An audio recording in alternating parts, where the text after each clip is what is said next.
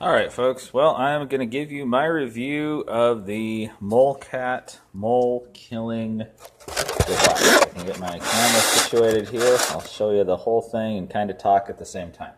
So this is it. I'm going to take it apart and clean it because I'll show you here it's gotten just a little bit sticky. And I kind of blame both the design of it and the factory. So mine goes in, push the lever down. On mine it works best if I actually push in and turn back till I bring the knob back. And if it's doing what it's normally do, you'll watch it go down a little bit and then it'll fire. And half the time when I've been doing it lately, it'll come in just a little bit and it's got a little bit of a catch and then it'll go down and fire. And so I've got a suspicion that in here I've probably got some dirt and grit. We're probably looking at 35 firings on this model now. The little dust cover here, I took mine off because it became garbage, because what it was doing was rubbing on this and interfering with the trigger mechanism. Moles aren't incredibly stupid. This is designed to move real easily, and when it starts to get a catch or something, the moles will push on it, but they won't trigger it. And so you don't get a dead mole. So where we are, the little bunker buster works a whole lot better than the standard one, but that's just because we've got big moles here in western Washington, and in my yard they burrow very deep down. Like, you're not going to feel the mole runs with your foot walking across the yard. You actually have to get it in the mound and set up properly. So this is me disassembling it. There are 4 screws on the top here that come out, and I'm going to warn you in advance that inside are 2 1/8 steel ball bearings that will roll like a son of a gun and will get lost. I lost both of mine the first time I did this, and so I ended up buying a bulk pack off of eBay of like 8 of them, I think $1 with $1 for shipping, or $2 with free shipping, or something like that. So just now that I've got some extra ones on hand, that takes care of that problem. So as you can see, or if you can't see, I've got some more paper towels, I've got some WD-40. So when you take this off, you've got your 4 screws. I like to hold this when I take this off so that I don't lose any of the stuff. So you take your, I call it the barrel dust cover, because that's all it really is a dust cover. Now, so when you get in here, so I've got the trigger mechanism up here. You've got this plastic kind of a guide rod thing that goes in there, which is my first critique of the MOLECAT company. Using plastic to guide metal in a trigger mechanism is a bad idea, so it should be aluminum as well. Okay, so now we're in here. I'm going to try and hold this so you can see. Okay, so you can see there. So this will come out at this point. This is your guide rod and trigger mechanism. And if you can see right there, there's the 2 ball bearings that like to fall out. And all of these can be taken out, but I'm not really worried. I'm just going to get the little ball bearings down there. Maybe you can see them, maybe you can't. But those are the ball bearings, and then let me grab a little pointer here. And then when you put it back together, the ball bearings are going to go in here. But now if you can see this, you can see that, look, I've got a bunch of grit up here, you know, just dirt and mud and stuff, and down there.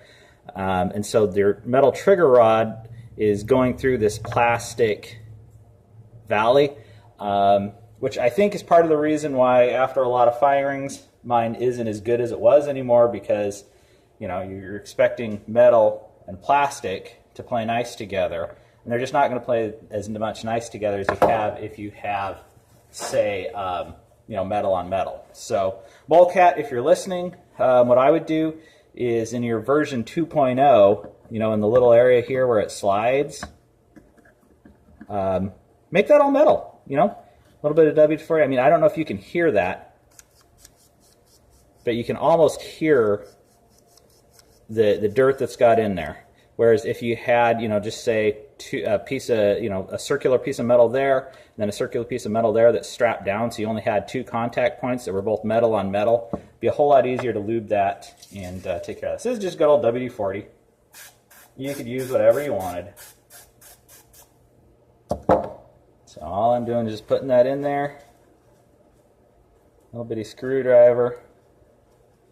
I'm just cleaning that out, just getting the, yep, see, there you go. There's the problem right there. You know, just get the grit and the grime out. And of course, I'm going to spray this down a little bit. Make sure that's all where it should be. And also, MOLECAT, if they're watching, I think if you do a model 2.0 or 3.0 or whatever 0.0 you want to be at, I would shorten the trigger by about 1/2 inch. Bring it back so it's just a little bit closer to that concussion wave. Okay, so now as you can see, we've got our we're ready to put our ball bearings back in. So we've got our 2 trigger lock mechanism thingies, as we'd call it here.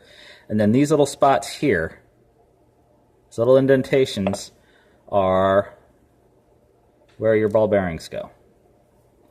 1 and 2. And again, like I said, you can take these out, no problem. Put a little bit of oil or whatever you want behind them.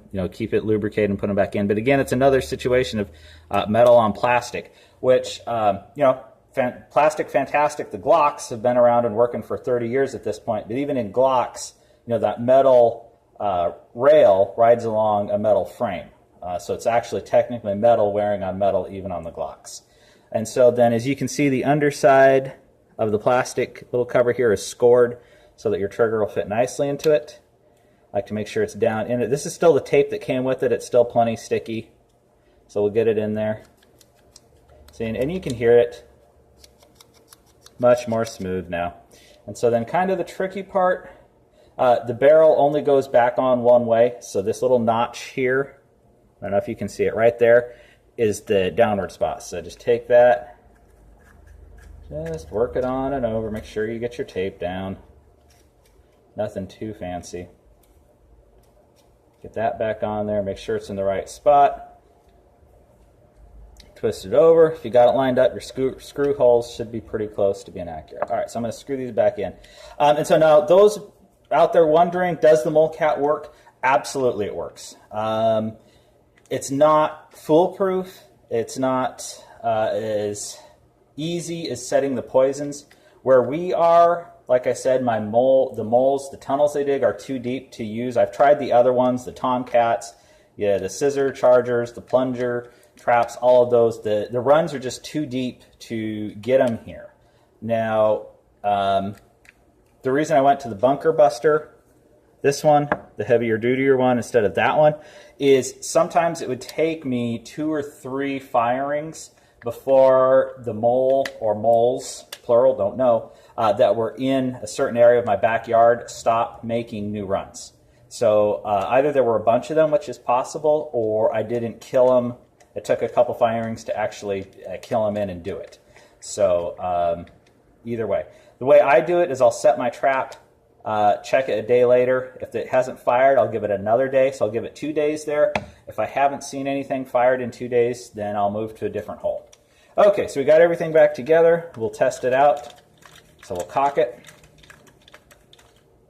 push it forward, and see how much, I don't know if you're paying, I don't know if I got that on the video, but even this part was gritty, and now this part is smooth. So we'll put it down, we'll push our trigger all the way forward, turn that safety, and again, it's, for whatever reason, push in when you start to turn it backwards, and I've always had better luck. So we're just going to bring it back to the first safety line so we can test it with the dry fire. We'll turn it there, just a little bit. Much better. Okay, so that's my review of the MOLECAT. I will say this, if you run out of the scent-free bags, I've had really good luck just using gallon Ziploc bags. You know, the scent-free bags will tear and whatnot, or you'll just move it. So yeah, hope this is helpful. Hope this helps somebody else out that was having a problem with it. They are expensive. They're about $100, but like I said, I'm on, firing probably 35. So let's assume that I've killed, 2/3. So what, 22 moles for $100? That's $5 or $4 a dead mole, and it's still going strong. And it's the only thing that I've found that consistently works. I've chased them all out of my backyard and into my back pasture, and I am chasing them out of the back pasture. So expensive, very, very satisfied with the product. I gave you my little gripes about the plastic on metal, where I prefer metal on metal. If you aren't killing them or you're not worried about it, do try the bunker buster.